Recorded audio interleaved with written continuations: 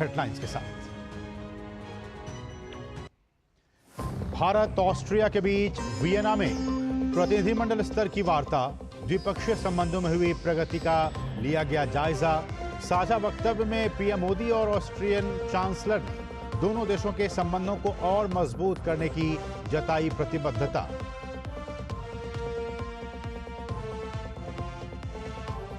प्रवर्तन निदेशालय ने राउज एवेन्यू कोर्ट में दाखिल चार्जशीट में अरविंद केजरीवाल को बताया शराब नीति का किंग पिन। आम आदमी पार्टी को भी बनाया आरोपी। भाजपा में शामिल हुए दिल्ली के पूर्व मंत्री राजकुमार आनंद ने भी केजरीवाल पर हजारों करोड़ रुपए के फंड के हेराफेरी का लगाया आरोप।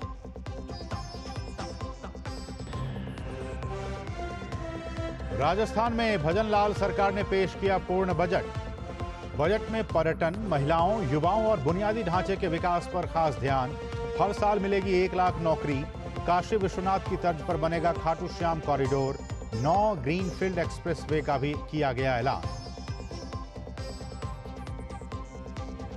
7 राज्यों में 13 विधानसभा सीटों पर उपचुनाव के लिए वोटिंग जारी। बंगाल की 4 सीटों पर हो रहे उपचुनाव के दौरान सामने आ रही है हिंसा की खबरें।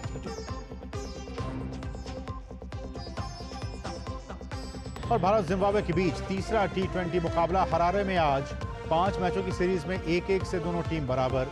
आज का मुकाबला जीतकर दोनों टीम सीरीज में बढ़त बनाने की करेगी कोशिश। और अब सभी खबरें विस्तार से। प्रधानमंत्री नरेंद्र मोदी ऑस्ट्रिया के दौरे पर हैं। पीएम का राजधानी वियना में स्थित फेडरल चांसलरी में भव्य स्वागत हुआ। ऑस्ट्रिया के चांसलर कार्ल नेहमर ने प्रधानमंत्री का गर्मजोशी के साथ अभिनंदन किया। प्रधानमंत्री को गार्ड ऑफ ऑनर भी दिया गया।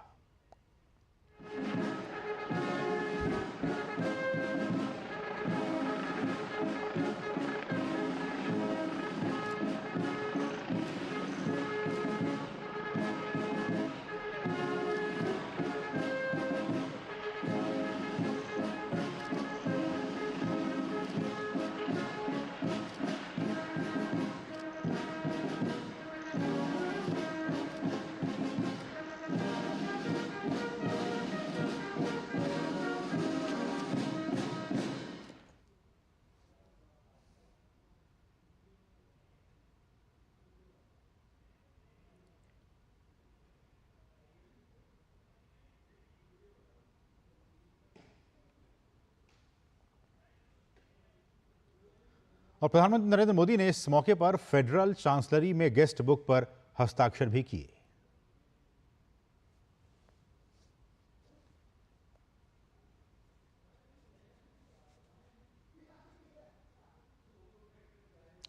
तो बहुत ही महत्वपूर्ण ये यात्रा। प्रधानमंत्री ऑस्ट्रिया की राजधानी वियना में इस वक्त मौजूद, और अब से कुछ देर पहले की ये तस्वीरें जब उन्हें गार्ड ऑफ ऑनर दिया गया और उसके बाद विजिटर्स बुक में उन्होंने हस्ताक्षर किए प्रधानमंत्री नरेंद्र मोदी ने। और वियना में हुई भारत ऑस्ट्रिया प्रतिनिधिमंडल स्तर वार्ता में अहम मुद्दों पर विचार विमर्श किया गया। वार्ता में भारतीय प्रतिनिधिमंडल का नेतृत्व पीएम मोदी और ऑस्ट्रियाई दल का नेतृत्व वहां के चांसलर कार्ल नेहमर ने किया। बातचीत में द्विपक्षीय संबंधों में हुई प्रगति की समीक्षा की गई। दोनों देशों ने विभिन्न क्षेत्रों में सहयोग बढ़ाने पर भी चर्चा की।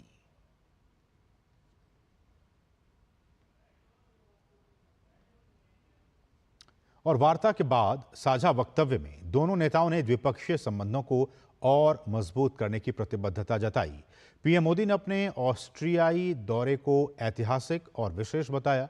पीएम ने कहा कि आपसी विश्वास और साझा हितों से दोनों देशों के रिश्तों को बल मिलता है। दोनों देशों ने सहयोग को आगे बढ़ाने के लिए विभिन्न क्षेत्रों की पहचान की है। पीएम ने बताया कि दोनों देश साझेदारी को रणनीतिक दिशा देने पर सहमत हुए हैं। हमने निर्णय लिया है कि संबंधों को स्ट्रैटेजिक दिशा प्रदान की जाएगी। आने वाले दशक के लिए सहयोग का खाका तैयार किया गया है। यह केवल आर्थिक सहयोग और निवेश तक सीमित नहीं है। इंफ्रास्ट्रक्चर विकास, innovation, renewable energy, hydrogen, water and waste management, artificial intelligence, quantum जैसे क्षेत्रों में एक दूसरे के सामर्थ्य को जोड़ने का काम किया जाएगा। दोनों देशों की युवा शक्ति और आइडियाज को कनेक्ट करने के लिए स्टार्टअप ब्रिज को गति दी जाएगी। मोबिलिटी और माइग्रेशन पार्टनरशिप पर पहले से समझौता हुआ है। यह लीगल माइग्रेशन और स्किल्ड वर्कफोर्स की मूवमेंट में सहयोग देगा। सांस्कृतिक और शैक्षणिक संस्थाओं के बीच आदान प्रदान को बढ़ावा दिया जाएगा। प्रधानमंत्री ने आतंकवाद की कठोर शब्दों में निंदा करते हुए कहा कि दोनों देश इस बात पर सहमत हैं कि ये किसी भी रूप में स्वीकार्य नहीं है। दोनों देशों ने संयुक्त राष्ट्र संघ और अन्य अंतर्राष्ट्रीय संस्थाओं में सुधारों पर भी सहमति जताई। पीएम ने यूक्रेन और पश्चिम एशिया संकट का उल्लेख करते हुए संवाद और कूटनीति से शांति तक पहुंचने का संदेश एक बार फिर से दोहराया। मैंने और चांसलर नेहमर ने विश्व में चल रहे विवादों, चाहे यूक्रेन में संघर्ष हो या पश्चिम एशिया की स्थिति, सभी पर विस्तार में बात की है। मैंने पहले भी कहा है कि यह युद्ध का समय नहीं है। समस्याओं का समाधान रणभूमि में नहीं हो सकता। कहीं भी हो, मासूम लोगों की जान की हानि स्वीकार्य नहीं है। भारत और ऑस्ट्रिया शांति और स्थिरता की जल्द से जल्द बहाली के लिए डायलॉग और डिप्लोमेसी पर बल देते हैं। इसके लिए हम दोनों मिलकर हर संभव सहयोग देने के लिए तैयार हैं। और ऑस्ट्रिया के चांसलर ने अपने देश के भारत के साथ ऐतिहासिक रिश्तों का जिक्र किया। उन्होंने अंतर्राष्ट्रीय स्तर पर भारत के विशाल कद को सराहा। ऑस्ट्रिया के चांसलर ने शांति स्थापना के प्रयासों में भारत की अहम भूमिका बताई। Our shared objective is to achieve a comprehensive, just and permanent peace in line with the UN Charter. India is an important and influential and creditworthy country. India is the biggest democracy in the world, and therefore India's role, especially for Austria, is more than important when it comes to the peace process and future peace summits. और Austria के chancellor ने विभिन्न क्षेत्रों में भारत की प्रगति की सराहना की। 2.7 billion euro is the current trade volume. More than 150 Austrian businesses are operating in India, and we expect the number to increase, and there will also be Indian investments in Austria. There is high demand for economic cooperation, particularly when it comes to renewable energy, about environment and urban technology, urban development and infrastructure development.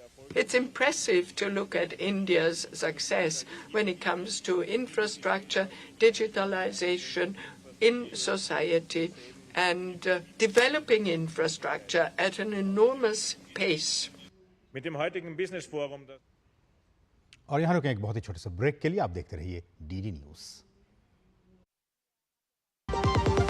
लाल रंग इसका अपार, तीखा कम है फिर भी स्वाद। बेमिसाल बेमिसाल MDH Kashmiri. MDH Kashmiri. MDH ज्यादा उपज और भरपूर मुनाफा भी। दोनों मिलेंगे टोरी से। एक हाथ में खरपतवार की हार और दूसरे हाथ में ज्यादा पैदावार। समझे? IIL के ट्रैक्टर ब्रांड का टोरी। अब खरपतवार होगा हक्का बक्का, बढ़ेगा मक्का। सोना सिर्फ गहना नहीं होता, कभी परंपराओं का प्रतीक, कभी पुश्तैनी पहचान, तो कभी प्यारी सी याद होती है। लाइफ में आगे बढ़ने के लिए उसी सोने से गोल्ड लोन लेने का फैसला समझदारी का होता है। मुथूट फाइनेंस ये बात समझते हैं, इसीलिए वो ईमानदारी, सच्चाई और आपके विश्वास को सबसे बढ़कर मानते हैं। दूसरा कोई करे या ना करे, मुथूट फाइनेंस ने सदियों से इस भरोसे को कायम रखा है और हमेशा रखेंगे। मुथूट फाइनेंस, सदियों का भरोसा हमेशा के लिए। इंडिया का number 1 most trusted financial services brand. तो गोल्ड लोन के लिए कॉल करें 1-800-313-1212।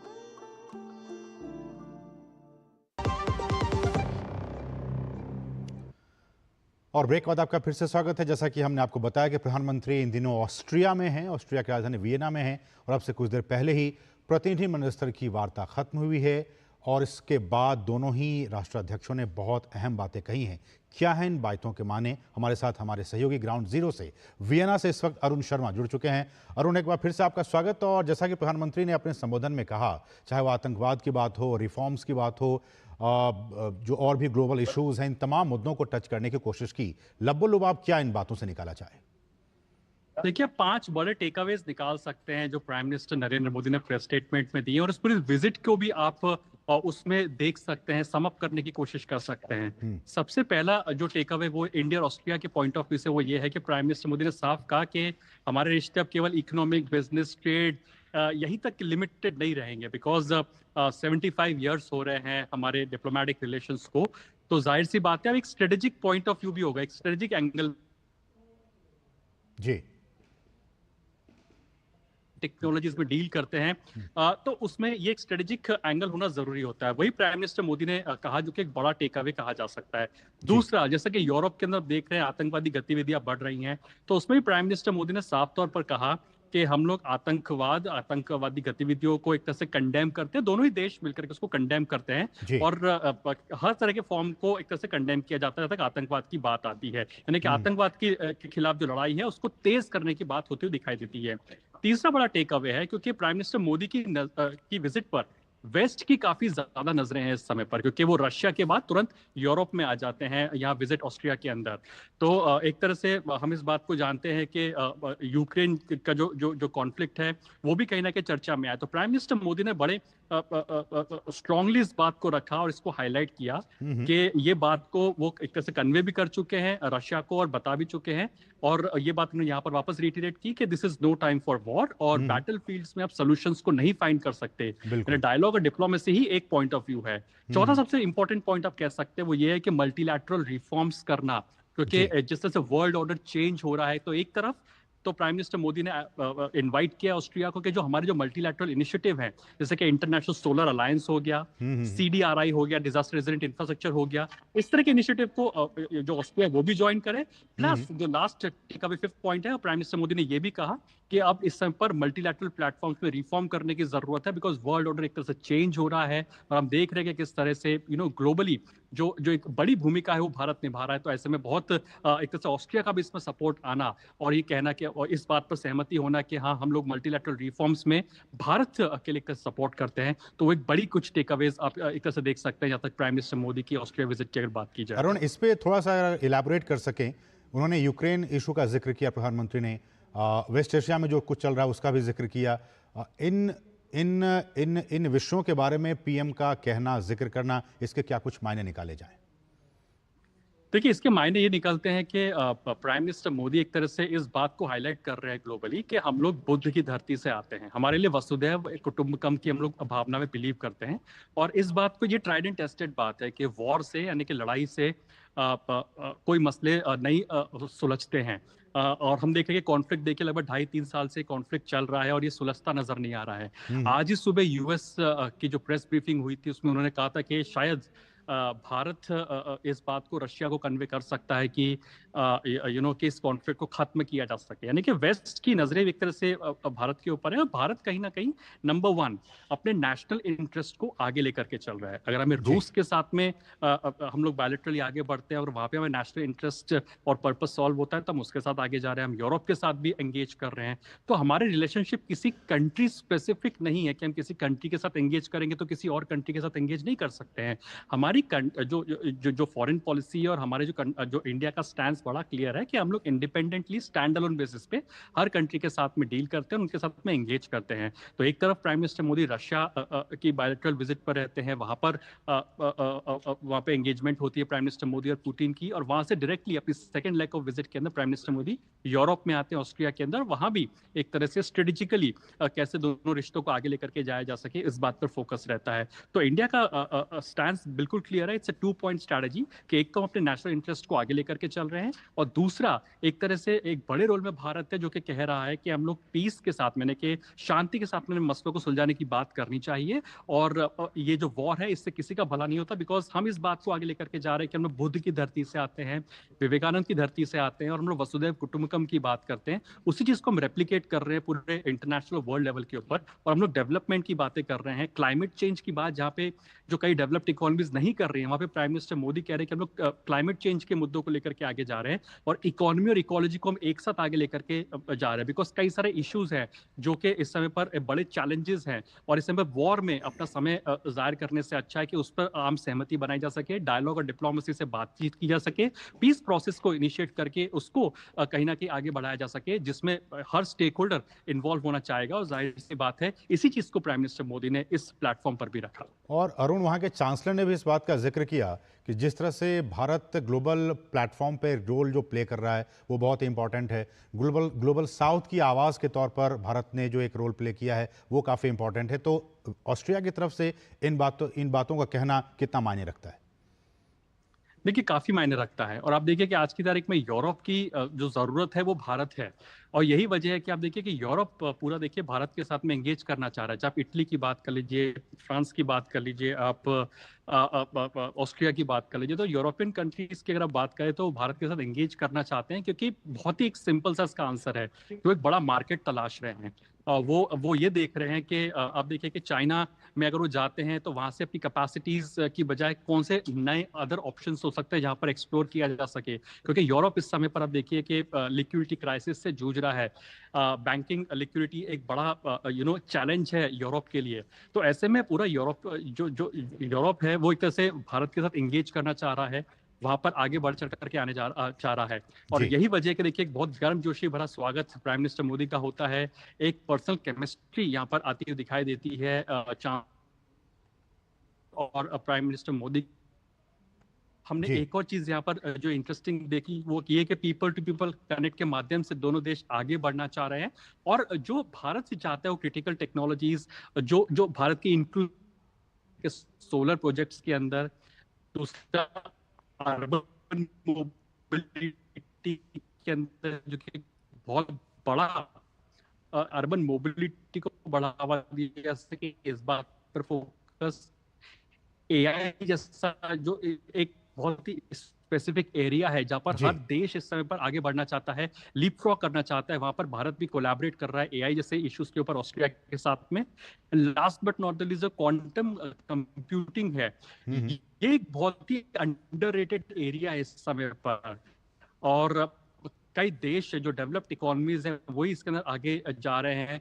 भारत ने भी एक तरह से क्वांटम कंप्यूटिंग के अंदर कई सारे इनिशिएटिव लिए, तो और भारत उन कुछ चुनिंदा देशों के अंदर है जहां पर क्वांटम कंप्यूटिंग के अंदर काम हो रहा है, कुछ डेवलप्ड इकोनॉमीज हैं क्वांटम कंप्यूटिंग के लिहाज से। तो ये कुछ सेक्टर्स है जहां पर भारत एक तरह से एंगेज करने की कोशिश कर रहा है। तो ये विन विन सिचुएशन है भारत और ऑस्ट्रिया दोनों के लिए। एक तरफ ऑस्ट्रिया को बड़ा मार्केट दिखता है, भारत के अंदर एक ट्रस्टेड पार्टनर दिखता है, एक रिलायबल पार्टनर दिखता है। अनलाइक अदर कंट्रीज जहां पर रिलायबिलिटी नहीं है, डेमोक्रेसी नहीं है, तो भारत एक डेमोक्रेटिक कंट्री है जहां पे एक रिलायबिलिटी और स्टेबिलिटी है, बेटर रिटर्न्स हैं, इकोनॉमिक मैन पावर है, इकोनॉमिक लैंड बैंक है, इकोनॉमिक स्किल्ड मैन पावर जो जो जो देश मुहैया करा रहा है इस समय पर, वो उस देश की तरफ एक तरह से, ये यूरोपियन देश है जो वो रुख कर रहे हैं, तो दूसरी तरफ भारत है वो ऑस्ट्रिया के तरफ एक तरह से कोशिश करेगा कि कैसे जो क्रिटिकल टेक्नोलॉजीज हैं, न्यू एंड टेक्नोलॉजीज है, उसके साथ में कोलैबोरेट किया जा सके। तो जाहिर सी बात है यही वजह रही कि जो ऑस्ट्रेलियन लीडरशिप है, उन्होंने भी भारत की एक तरह से तारीफ की कि किस तरह से भारत एक बड़ा रोल प्ले कर रहा है यहाँ पर आगे जाते हुए।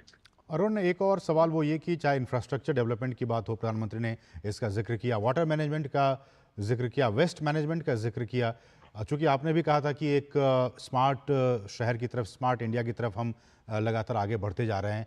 इस दिशा में ये वेस्ट मैनेजमेंट, वाटर मैनेजमेंट और इंफ्रास्ट्रक्चर डेवलपमेंट, ये कितने मायने रखते हैं?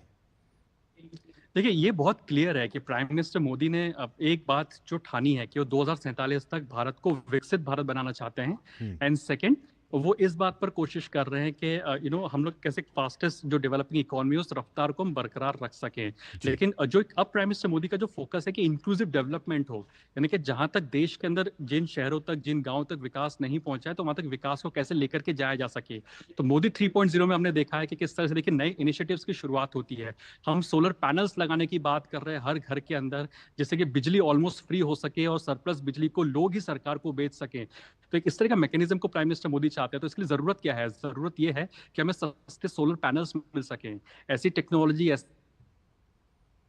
जी मैन्युफैक्चर हो जिससे कि हम लोग सोलर जी अरुण को बढ़ा सकें। अरुण आपकी आवाज़ कुछ तकनीकी समस्याओं की वजह से ठीक से नहीं पहुंच पा रही है। फिलहाल आपका बहुत बहुत शुक्रिया। आगे भी आपसे अपडेट लेते रहेंगे क्या कुछ आगे कार्यक्रम होता है प्रधानमंत्री का। फिलहाल आपका बहुत बहुत शुक्रिया। बढ़ेंगे आगे, रुकेंगे एक बहुत ही छोटे से ब्रेक के लिए। आप देखते रहिए डीडी न्यूज़। बढ़िया है, प्राकृतिक हल्दी, मिर्ची, धनिया नहीं, मिर्ची, धनिया, हल्दी, MDH। बात जब पीढ़ियों के लिए बनने वाले घर की हो तो जिम्मेदारी बड़ी हो जाती है। गैलेंट समझता है ये जिम्मेदारी। अब डबल M रिब्स के साथ गैलेंट एडवांस TMT रीबार, निर्माण का रियल हीरो। ब्रेक के बाद आपका फिर से स्वागत है। बढ़ेंगे आगे खबरों में। दिल्ली की शराब नीति में कथित घोटाले के मामले में ईडी ने राउज एवेन्यू कोर्ट में चार्जशीट दाखिल कर दी है।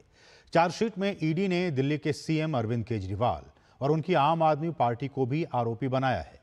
चार्जशीट में ईडी ने अरविंद केजरीवाल को घोटाले में किंग पिन और साजिशकर्ता बताया है। इतना ही नहीं, ईडी ने दावा किया है कि गोवा चुनाव में रिश्वत के पैसों का इस्तेमाल होने की भी जानकारी उन्हें थी। चार्जशीट में अरविंद केजरीवाल और आरोपी विनोद चौहान के व्हाट्सएप चैट का डिटेल दिया गया है। आरोप है कि कविता के PA ने विनोद के जरिए 25.5 करोड़ रुपए गोवा चुनाव के लिए आम आदमी पार्टी को पहुंचाए थे।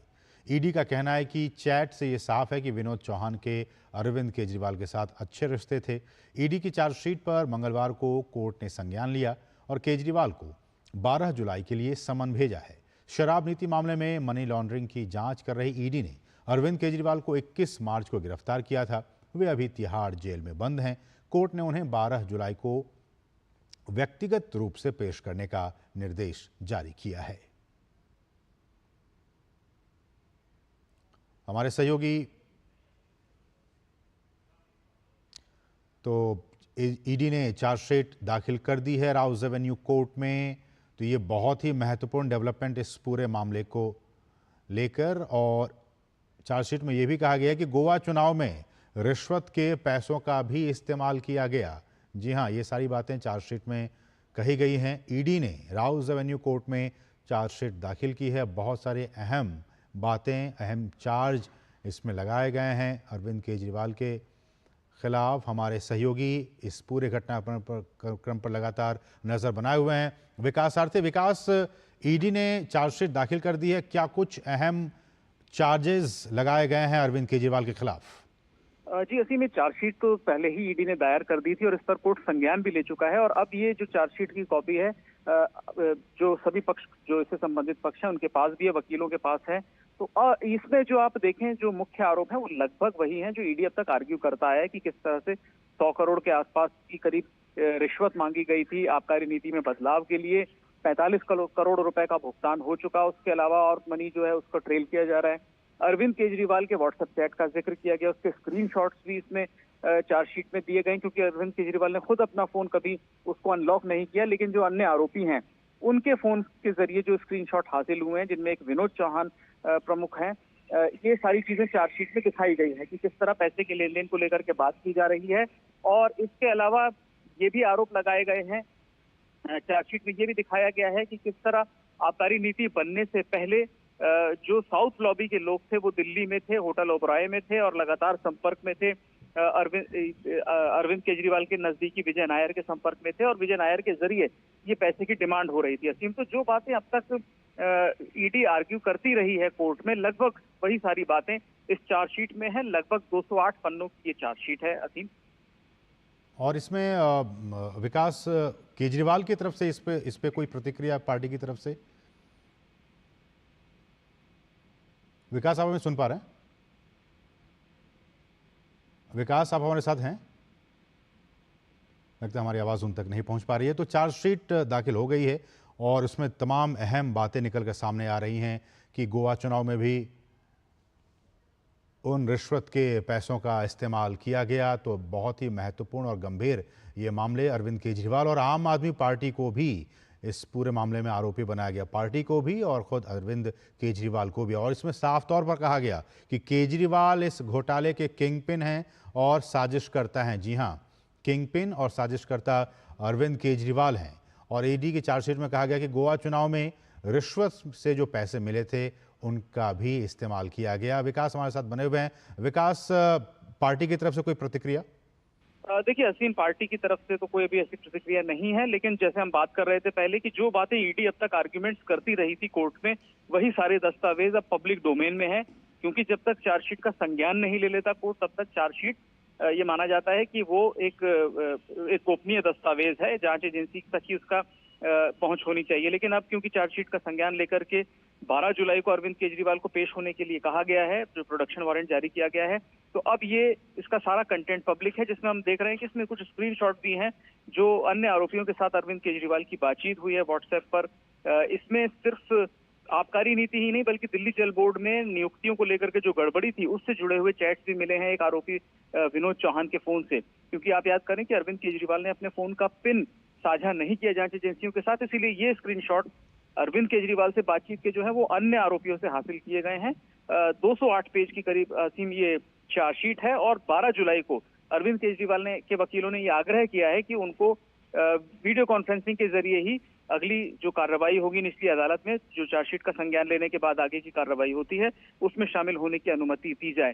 तो 12 जुलाई को अब आगे का जो पूरी प्रक्रिया है, चार्जशीट का संज्ञान लेकर के निचली अदालत जो अपनी कार्रवाई करेगी वो 12 जुलाई से शुरू हो गया। तो एक तो फिलहाल अभी तिहाड़ जेल में बंद ही है अरविंद केजरीवाल। विकास, ऐसे में चार्जशीट दाखिल करने के बाद और जो चीज़ें इस चार्जशीट के जरिए निकलकर पब्लिक डोमेन में आ रही हैं, उसके बाद से अरविंद केजरीवाल के लिए, उनकी पार्टी के लिए मुश्किलें और कितनी खड़ी हो जाती हैं, कितनी बड़ी हो जाती हैं? और देखिए, जहां तक कानूनी प्रक्रिया की बात है तो उनकी मुसीबतें पहले ही बढ़ी हुई हैं, क्योंकि जो ईडी मामले में उन्हें जमानत मिली थी उस पर भी आप याद करें हाईकोर्ट ने रोक लगा दी है। उस पर एक विस्तृत सुनवाई ईडी की याचिका पर चल रही है। सीबीआई मामले में वो गिरफ्तार किए जा चुके हैं, लेकिन चार्जशीट अब सार्वजनिक होने से उनके लिए एक एम्बेरसमेंट जरूर होगा, क्योंकि इसमें हम देख रहे हैं कि इसमें स्क्रीनशॉट्स हैं, बैंक के जो पैसे के लेन देन के जो ट्रांजैक्शन हैं उनकी फोटोग्राफ्स हैं। तो ये सारी चीजें कहीं ना कहीं एक उनके लिए एक एम्बेरसमेंट जरूर पैदा करेगी पार्टी के लिए। जहां तक कानूनी प्रक्रिया की बात है तो ईडी की चार्जशीट दाखिल होने के बाद ये एक ग्राउंड और बन जाएगा उनका कि अब जांच एजेंसी उनसे क्या चाहती है, जो उनको जेल में रहने दिया जाए, इनको जुडिशियल कस्टडी में रहने दिया जाए। तो वहां पर तो वो एक नई बहस शुरू करेंगे, लेकिन पार्टी के लिए या अरविंद केजरीवाल के लिए व्यक्तिगत रूप से ये काफी एम्बेरसिंग होगा जब ये स्क्रीनशॉट्स और ये जो पैसे के लेन देन को लेकर के जो चीजें जुटाई हैं चार्जशीट में, जो चीजें हैं वो पब्लिक डोमेन में आ जाएंगी। ये जो नए कानून हैं और नए साक्ष्य अधिनियम हैं विकास, अब तो इसमें जो व्हाट्सएप चैट है उसको भी शामिल किया गया है और ये भी एक अहम आधार होगा इस पूरी जिरह के दौरान। देखिए असीम, ये क्योंकि इस मामले में जो एफआईआर रजिस्टर की गई थी वो कानूनों के लागू होने से पहले की गई थी, और जो इसको हम बोलते हैं कि जो क्राइम कमिट जो हुआ है उसकी जो तारीख है वो भी 1 जुलाई से पहले की हैं, लगभग 2 साल पहले से ये सारी चीजें चल रही थी। तो ये नए नियम इन पर लागू नहीं होंगे असीम, ये पुरानी जो सीआरपीसी और आईपीसी के प्रोविजन है उसके हिसाब से ही पूरा मामला चल रहा है। और ईडी की जो कार्रवाई चल रही है वो भी पीएमएलए एक्ट के जो प्रावधान है उनके जरिए चल रही है। तो ये नए कानून अरविंद केजरीवाल का जो अभी तक का जो मामला चल रहा है उसमें ये लागू नहीं होते हैं। लेकिन ये जो एविडेंस आप बात कर रहे हैं, व्हाट्सएप चैट मिलना, ये सारी चीजें फॉरेंसिक एविडेंस के तौर पर कोर्ट के लिए बहुत महत्वपूर्ण होंगी। तब भी पुराने कानूनों के हिसाब से भी ये महत्वपूर्ण है। ऐसा नहीं है कि इनकी जो सीरियसनेस है वो पुराने कानूनों में कुछ कम थी, अभी भी ये काफी मजबूत एविडेंस होंगे एजेंसी के लिए ये साबित करने में कि क्रिमिनल कॉन्स्पिरेसी थी, उसके सपोर्ट में ये एविडेंस मिलते हैं। विकास, एक और आखिरी सवाल वो ये कि जिस तरह से आम आदमी पार्टी लगातार कह रही थी कि मनी ट्रेल एस्टैब्लिश नहीं कर पाई जांच एजेंसियां, गोवा चुनाव में पैसों का इस्तेमाल नहीं हुआ, लेकिन चार्जशीट में इन तमाम बातों का विस्तार से जिक्र किया गया है। बिल्कुल असीम, ये बात चार्जशीट में ईडी ने दिखाई है कि किस तरह एक विनोद चौहान नाम के व्यक्ति ने, जो अरविंद केजरीवाल के संपर्क में था, ये व्यक्ति दिल्ली जल बोर्ड में भी नियुक्तियां करवाने के लिए अरविंद केजरीवाल के संपर्क में था, यानी वहां से भी ये फायदा उठा रहा था। और इसने 25 करोड़ 50 लाख रुपए गोवा में भेजे हैं हवाला ट्रांजैक्शन के जरिए। ये बातें ईडी ने अपनी चार्जशीट में कही हैं। इसको लेकर के कम्युनिकेशन जो है फोन पे, व्हाट्सएप चैट और सीडीआर, ये भी ईडी ने पेश किया है अपनी चार्जशीट में। तो जो बातें अब तक ईडी कह रही थी, आर्ग्यूमेंट्स जो रखे जा रहे थे, उनको हल्का किया जाता था, खासतौर से आम आदमी पार्टी समर्थकों के द्वारा कि कहीं सुनी बातें हैं, कुछ ऐसा पुख्ता दस्तावेज या साक्ष्य ईडी के पास नहीं है। लेकिन चार्जशीट में ऐसी बहुत सी चीजों का जिक्र और उनको डॉक्यूमेंट किया गया है कि किस तरह से ये पैसे का लेन देन हुआ है। साफ तौर पर विकास, हम देख रहे हैं कि किंग पिन और साजिशकर्ता के तौर पर सिर्फ और सिर्फ अरविंद केजरीवाल को ही जिम्मेदार ठहराया गया है। बिल्कुल, व्यापक साजिश में अगर हम बात करें तो उसमें अरविंद केजरीवाल हैं, मनीष सिसोदिया हैं, के कविता हैं, साउथ लॉबी के लोग हैं। इसमें कुल इस वक्त चार्जशीट में असीम 38 आरोपी हैं, जिनमें आम आदमी पार्टी को 38वां आरोपी यानी एक पार्टी है, बाकी 37 अन्य आरोपी हैं, जिसमें अरविंद केजरीवाल का नाम काफी बाद में जुड़ा है। लेकिन ज्यादातर लोग जो हैं वो, चाहे वो संजय सिंह हो, उनका भी नाम आरोपी में है। इस तरह से हम देख रहे हैं कि 37 लोग और एक पॉलिटिकल पार्टी, ये कुल 38 लोग इस क्रिमिनल कॉन्स्पिरेसी का हिस्सा बताए गए। ओके, चलिए, बहुत बहुत शुक्रिया विकास इन तमाम ताज़ा अपडेट्स को हम तक पहुंचाने के लिए। तो ईडी ने शराब घोटाले में चार्जशीट दाखिल कर दी है और इन तमाम बातें हमारे सहयोगी विकास सारथी बता रहे थे कि कितना गंभीर ये सारे चार्जेस लगाए गए हैं अरविंद केजरीवाल और उनकी पार्टी के खिलाफ, चूंकि इन दोनों को ही इसमें मुख्य साजिशकर्ता के तौर पर आम आदमी पार्टी और अरविंद केजरीवाल को किंग पिन और साजिशकर्ता के तौर पर इस पूरे चार्जशीट में इस बात का जिक्र किया गया है। और इस सब के बीच आम आदमी पार्टी के पूर्व विधायक और दिल्ली सरकार में मंत्री रह चुके राजकुमार आनंद आज औपचारिक रूप से बीजेपी में शामिल हो गए। इसके अलावा आम आदमी पार्टी के विधायक करतार सिंह तंवर, पूर्व विधायक वीना आनंद, आप पार्षद उमेद सिंह फोगाट के साथ ही हिमाचल प्रदेश के आप प्रभारी रत्नेश गुप्ता और सह प्रभारी सचिन राय भी बीजेपी में शामिल हो गए। इन सभी नेताओं को दिल्ली भाजपा अध्यक्ष वीरेंद्र सचदेवा और राष्ट्रीय महासचिव अरुण सिंह ने पार्टी का पट्टा पहनाकर स्वागत किया। इस दौरान अरुण सिंह ने कहा कि दिल्ली में आम आदमी पार्टी और कांग्रेस दोनों ने मिलकर चुनाव लड़ा, लेकिन पीएम मोदी के नेतृत्व में भाजपा ने दिल्ली की सभी सीटें जीती। कांग्रेस और आम आदमी पार्टी धराशायी हो गई है।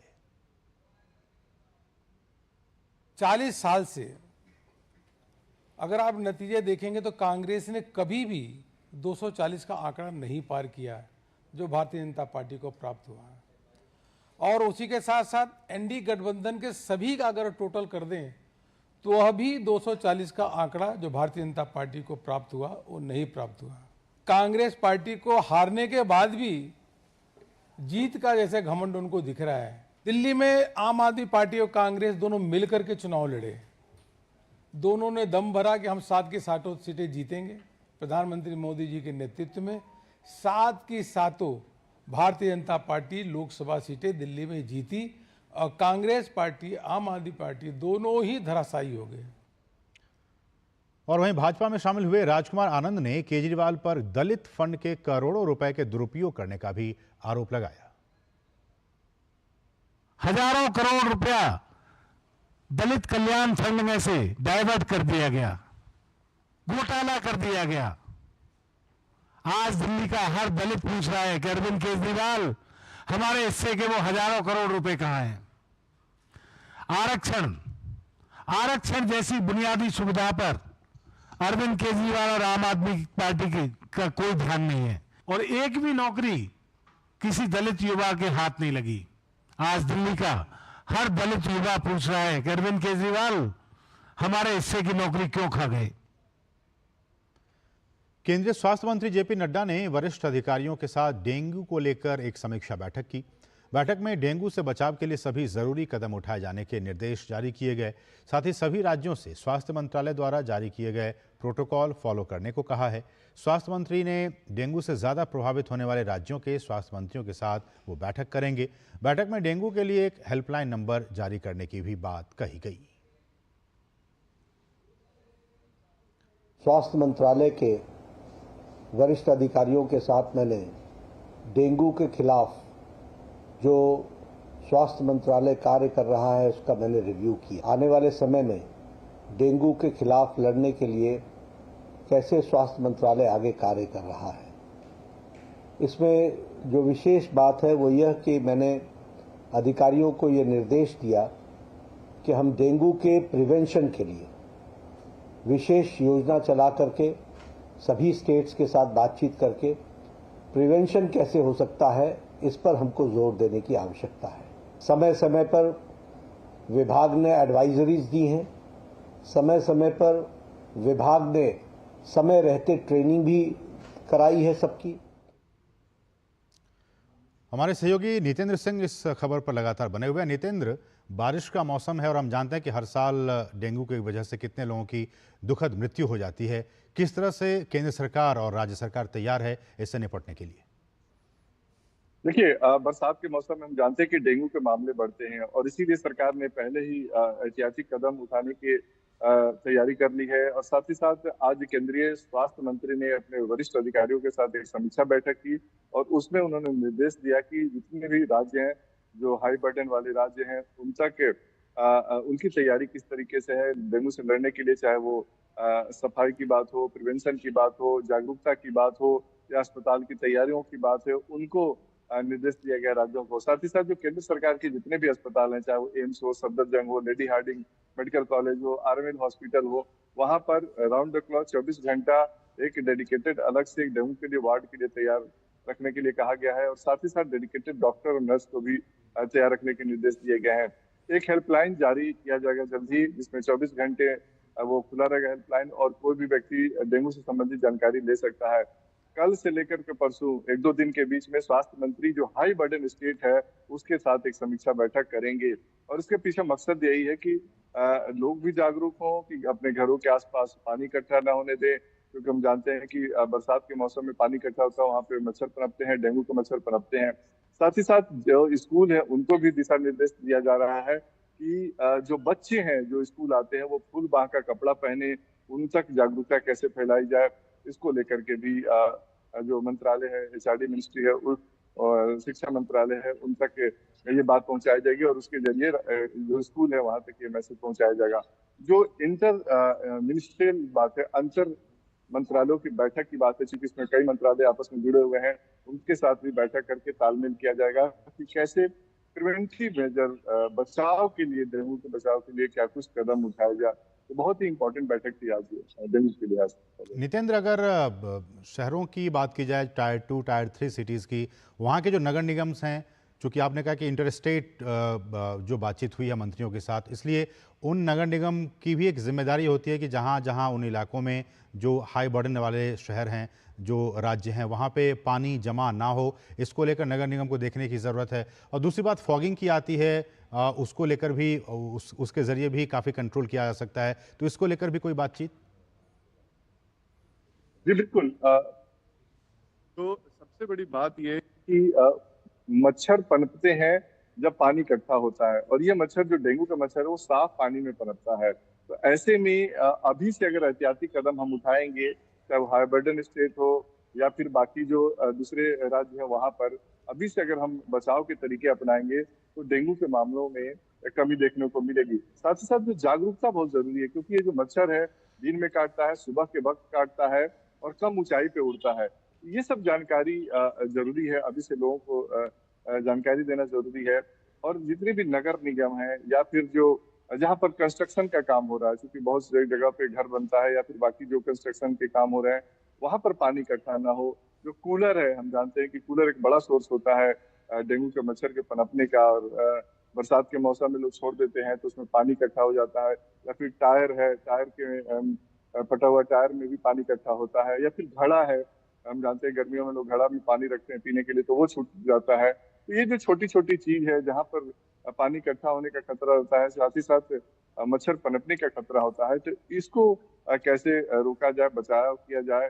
साथ ही साथ घरों में लोग पानी इकट्ठा करते हैं, हम जानते हैं पीने के पानी के लिए, तो उसको ढक कर रखा जाए, बार बार बदलते रहना जरूरी है, क्योंकि ये साफ पानी में मच्छर पनपता है। तो ये सब जो जरूरी कदम है उसको उठाने के लिए राज्यों को कहा गया है, और जो अस्पताल है उनको भी तैयार रहने के लिए कहा गया है कि मान लिया लोगों को प्लेटलेट की जरूरत पड़ेगी या फिर भर्ती करने की जरूरत पड़ेगी, तो आप पहले से तैयारी रखें। मेडिसिन की बात हुई, मेडिसिन की भी स्टॉक रखने की बात की गई। तो इन तमाम चीजों पे बहुत ही गहनता से समीक्षा की गई है और सभी राज्यों को जरूरी दिशा निर्देश दिया गया। चलिए, बहुत बहुत शुक्रिया नितेंद्र, विस्तार से इन तमाम बातों को हम तक पहुंचाने के लिए आपका बहुत बहुत शुक्रिया। बढ़ेंगे आगे, हम एक और छोटे से ब्रेक के लिए। आप देखते रहिए डीडी न्यूज। MDH का किचन किंग किचन में हो तो हम सब कुछ बना सकते हैं। बैंगन का भरता, आलू गोभी, भिंडी मसाला और भी बहुत कुछ। MDH। बात जब पीढ़ियों के लिए बनने वाले घर की हो तो जिम्मेदारी बड़ी हो जाती है। गैलेंट समझता है ये जिम्मेदारी। अब डबल M रिब्स के साथ गैलेंट एडवांस TMT रीबार, निर्माण का रियल हीरो।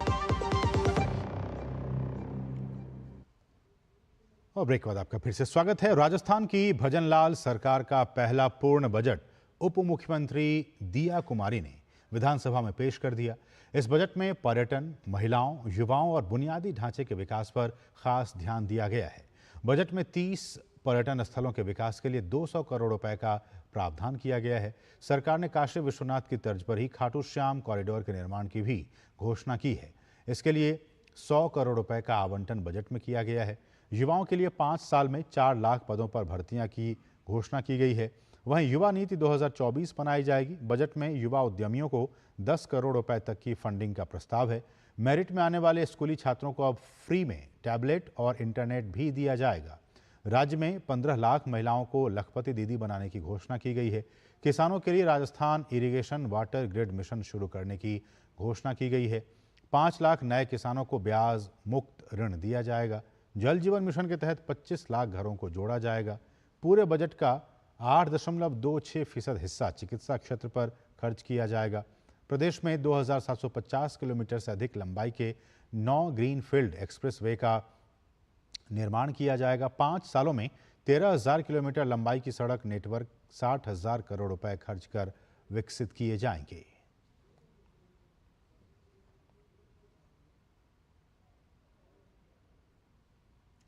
केंद्रीय माध्यमिक शिक्षा बोर्ड यानी CBSE ने एक नोटिस जारी किया है। नोटिस में यह स्पष्ट किया गया है कि कक्षा 3 और 6 के अलावा अन्य सभी कक्षाओं के लिए मौजूदा पाठ्यक्रम में कोई बदलाव नहीं किया गया है।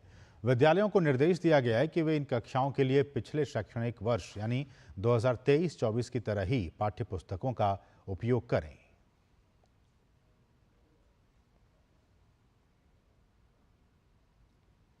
भारत फ्रांस UAE त्रिपक्षीय फोकल पॉइंट्स की वर्चुअल बैठक का आज आयोजन किया गया।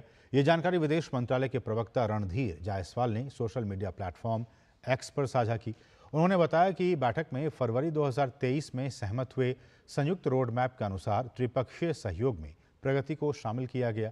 इसमें मुख्य रूप से अर्थव्यवस्था, बुनियादी ढांचे, नवाचार, ऊर्जा, पर्यावरण, संस्कृति, शिक्षा और P2P आदान प्रदान के क्षेत्र शामिल हैं।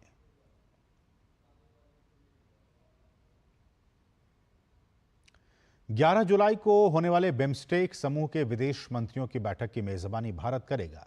कल आयोजित होने वाली इस बैठक को लेकर भूटान, म्यांमार, नेपाल, श्रीलंका, थाईलैंड के विदेश मंत्री और बिम्स्टेक के सेक्रेटरी जनरल आज भारत आएंगे।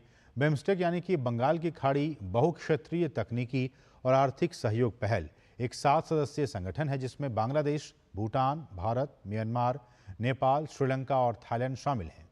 इस समूह में मूल रूप से बंगाल की खाड़ी की सीमा से लगे देश शामिल हैं, जो इस क्षेत्र में आपसी सहयोग की दिशा में काम कर रहे हैं।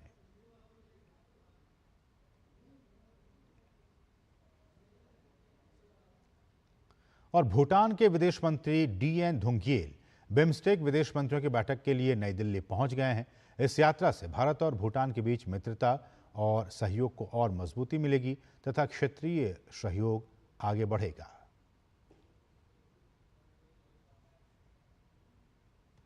सुप्रीम कोर्ट ने एक बार फिर से दोहराया है कि मुस्लिम महिला भी सीआरपीसी की धारा 125 के तहत पति से भरण पोषण की मांग कर सकती हैं। एक मुस्लिम व्यक्ति ने पत्नी को गुजारा भत्ता देने के तेलंगाना हाईकोर्ट के आदेश को सुप्रीम कोर्ट में चुनौती दी थी। इस याचिका पर सुनवाई करते हुए सुप्रीम कोर्ट ने इससे जुड़े विस्तृत पहलू पर सुनवाई करते हुए फैसला दिया। सीआरपीसी के 125 के तहत पत्नी को मेंटेनेंस के अधिकार को लेकर सुप्रीम कोर्ट 2001 और 2009 में पत्नी के पक्ष में फैसले पहले ही दे चुका है। मौजूदा केस में 3 तलाक के खिलाफ 2019 में लागू किए Muslim women protection of rights on marriage act का हवाला देते हुए पति की ओर से कहा गया था कि स्पेशल लॉ होने के कारण इस कानून के तहत ही पत्नी को भरण पोषण देने का निर्देश दिया जा सकता है, न कि सीआरपीसी के प्रावधान के तहत।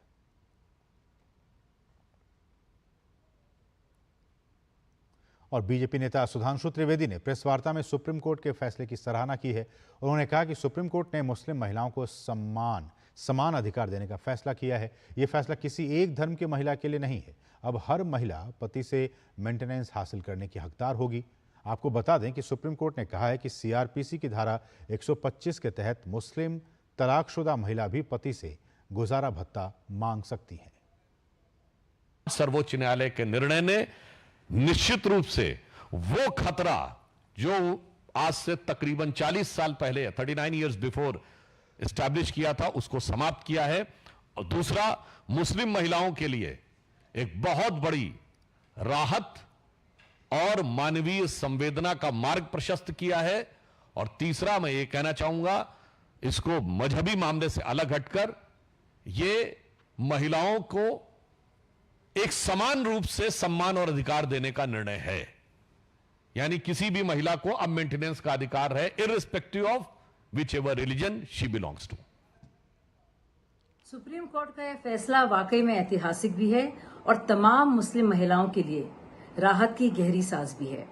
अब मुस्लिम महिलाएं जो कि तलाकशुदा हैं, बाकायदा कानूनी प्रावधान का इस्तेमाल करके गुजारा भत्ता की मांग कर सकती हैं। सुप्रीम कोर्ट ने साफ साफ कहा है कि सीआरपीसी की धारा 125 के तहत अब मुस्लिम महिलाएं जो तलाकशुदा हैं मेंटेनेंस की अलाउंस की मांग कर सकती हैं और ये अनिवार्य होगा कि उनको ये मेंटेनेंस दिया जाए।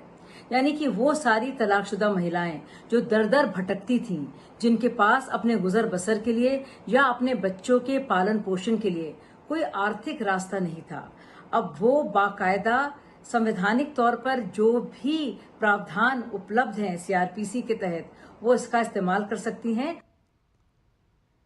बढ़ेंगे आगे। मैसूर शहरी विकास प्राधिकरण से मुआवजा लेने के लिए जाली दस्तावेज बनाने पर कर्नाटक के मुख्यमंत्री सिद्धारमैया और 9 अन्य के खिलाफ शिकायत दर्ज की गई है। शिकायत में सिद्धारमैया, उनकी पत्नी पार्वती और उनके बहनोई मल्लिकार्जुन स्वामी देवराज का नाम शामिल है। शिकायत सामाजिक कार्यकर्ता स्नेहमयी कृष्णा द्वारा दर्ज की गई है।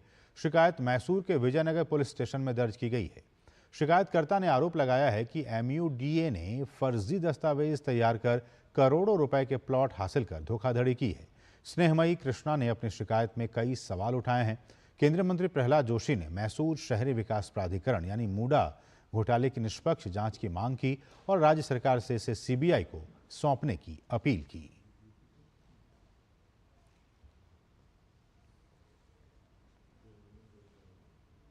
भारत तिब्बत सीमा पुलिस ने सीमा पर अपने गश्त के दौरान 2 संदिग्ध व्यक्तियों को पकड़ा है और उनके पास से 108 किलो सोना और चीन के कुछ खाद्य पदार्थ बरामद किए हैं। ये भारत में अंतर्राष्ट्रीय सीमा पर अब तक सोने की सबसे बड़ी बरामदगी है। सीमा पुलिस ने जब संदिग्ध व्यक्तियों को पहचान के लिए बुलाया तो वो भागने लगे, जिसके बाद उनका पीछा कर उन्हें पकड़ लिया गया और उनके पास से सोना बरामद किया गया। दोनों व्यक्तियों को पूछताछ के लिए कस्टम विभाग को सौंप दिया गया है। जम्मू कश्मीर के डोडा जिले के जंगलों में छिपे आतंकवादियों को पकड़ने के लिए सुरक्षा बलों की संयुक्त टीम का अभियान आज दूसरे दिन भी जारी है। डोडा में आज तड़के फिर तलाशी अभियान शुरू किया गया। कल देर रात अंधेरे की वजह से तलाशी अभियान रोक दिया गया था। सूत्रों के मुताबिक 2 से 3 आतंकवादियों के अभी भी छिपे होने की आशंका है।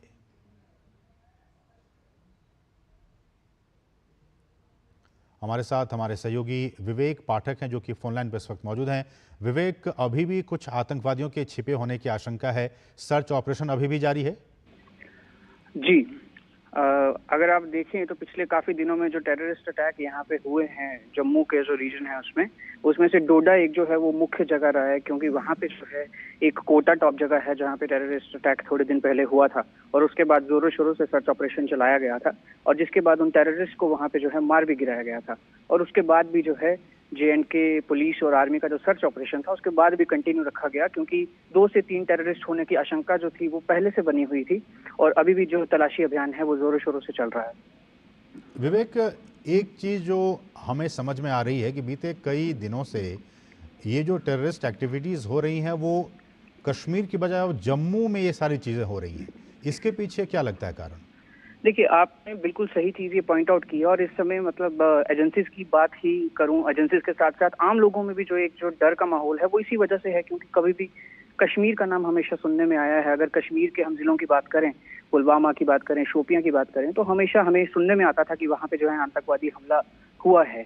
लेकिन जम्मू के बहुत सारे जो जिले ऐसे हैं जो शांति के उससे पॉइंट से बहुत ज्यादा शांतिपूर्वक माने जाते थे, लेकिन अभी पिछले दिनों में जो अटैक्स हुए हैं आतंकवादियों द्वारा उसकी वजह से एक डर का माहौल बना हुआ है। उसका कारण जो है यहाँ पे अगर सूत्रों की माने तो कहा जा रहा है कि एक तरह का ये प्री प्लान्ड जो है सारा कुछ है, जिसमें जो छोटे छोटे टेररिस्ट ग्रुप्स हैं, जब ADGP जम्मू जो हैं, जब उन्होंने प्रेस कॉन्फ्रेंस की थी और मीडिया को जो है एड्रेस किया था तो उन्होंने कहा था कि आशंका है कि 7 से 8 छोटे छोटे 2 से 3 टेररिस्ट के ग्रुप ऐसे हैं जो जम्मू रीजन में फैले हुए हैं और उनका एक प्री प्लानिंग के तहत वो जो है डिफरेंट जगहों को टारगेट कर रहे हैं जो पहले पीसफुल रही हैं और इसी के चलते जो है एक शायद दहशत का माहौल बनाने की जो कोशिश की जा रही है।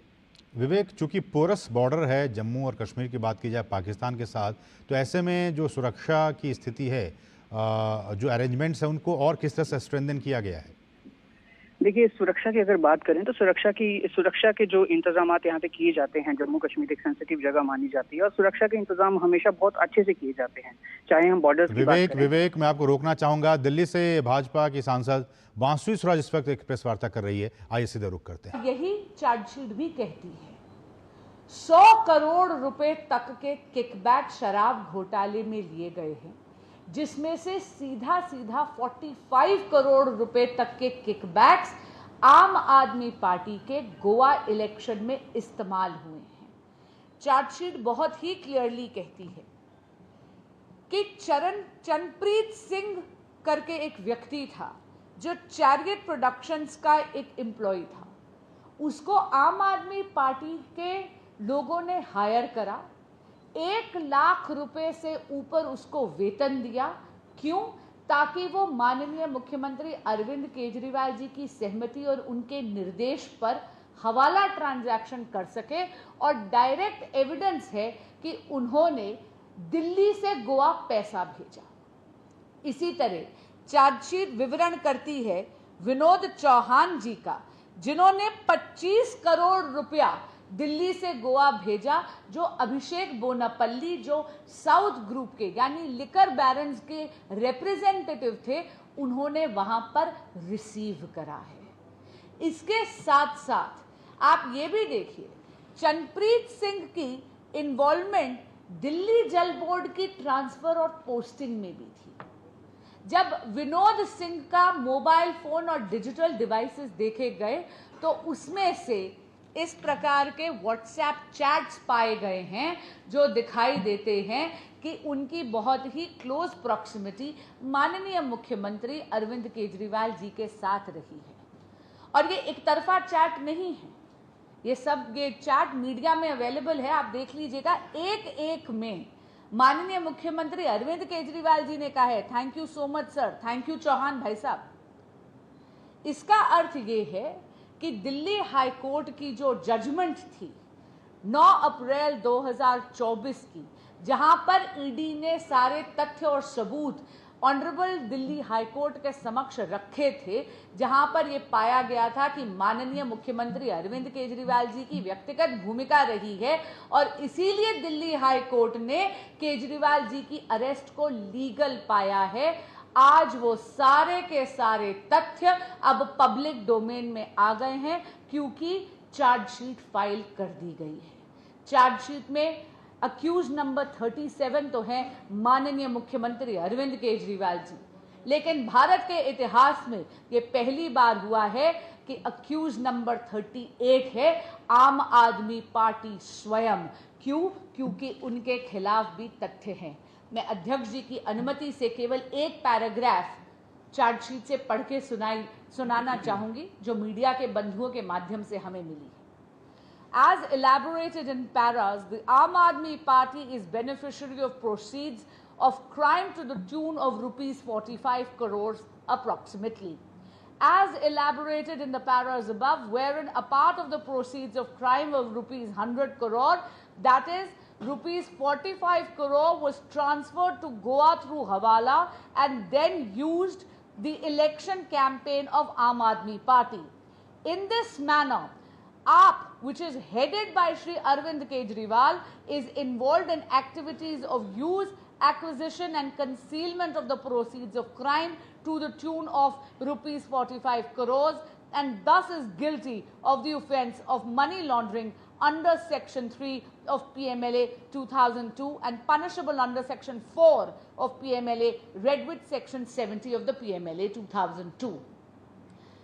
माननीय मुख्यमंत्री अरविंद केजरीवाल जी ने तफ्तीश के दौरान अपनी उंगली उठाई है माननीय मंत्री आतिशी जी पे, माननीय मंत्री सौरभ भारद्वाज जी पे और माननीय दुर्गेश पाठक जी पे, ये कह के कि दुर्गेश पाठक जी जो हैं वो तो प्रभारी थे गोवा के और आतिशी जी और सौरभ भारद्वाज वो दो मंत्री हैं जिनको विजय नायर रिपोर्ट करते थे। दिल्ली भाजपा हमारे प्रदेश अध्यक्ष श्री वीरेंद्र सचदेवा जी के सानिध्य वर्धस्त से ये मांग करती है कि इन तीनों की भी पूरी जांच होनी चाहिए। धन्यवाद। आपके प्रश्न। तो बहुत ही महत्वपूर्ण प्रेस वार्ता बांसुरी स्वराज, और जिस तरह से ईडी ने अपनी चार्जशीट दायर कर दी है और अब वो पब्लिक डोमेन में आ गई है, इस बात का जिक्र कर रही थी भाजपा सांसद बांसुरी स्वराज। तो इस बुलेटिन में बस इतना ही। मुझे और हमारी पूरी टीम को दीजिए अनुमति। नमस्कार।